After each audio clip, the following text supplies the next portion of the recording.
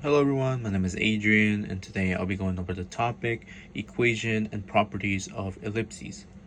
Now an ellipse is pretty much a curve that can be found through the following equation, the one that you guys are seeing on the screen right now. The equation describes all points x and y that form the boundary for an ellipse.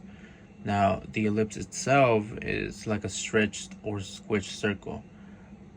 Depending on the values of a and b.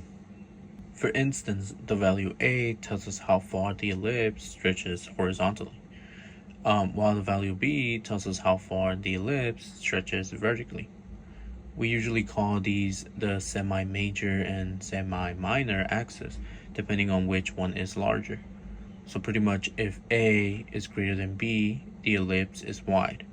But if b is greater than a, the ellipse is tall. Now let's go through an example so you guys can see what I'm trying to say. Let's say we have the following problem. A squared equals to 4, so a will be equaling 2. This tells us that the ellipse will be stretching 2 units left and right. B squared equals to 1, so b will be equaling 1. This tells us that the ellipse will be stretching 1 unit up and down. So as you guys can probably notice by now, before we even start sketching anything, we can sort of start to see what the overall shape of the ellipse will look like, and in our case it's starting to seem like it will be a wide ellipse. Alright, so we want to start by solving the equation from y in terms of x, just so we can make plugging the values easier. So first we want to subtract x squared over 4, then take the square root. Now this tells us that for each x value we might have 2 points, one above the x-axis and one below.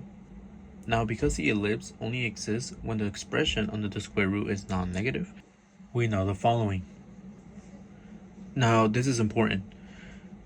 This tells us that the ellipse can only be between -2 and 2 horizontally, which matches with our value a equaling to 2, so that checks out. Now we can start to plug in a few values. If we start with x equaling to 0, we get the points 0, 1 and 0, -1. These are the points that will go at the very top and bottom of the ellipse. Next, if we try x equaling to 1, we get the following 2 points. Now, if we try x equaling to 2, we get the 2 points 2, 0 and -2, 0, which will be the ones that go on the left and right side of the ellipse. Now that we have our points, we can start to sketch our ellipse.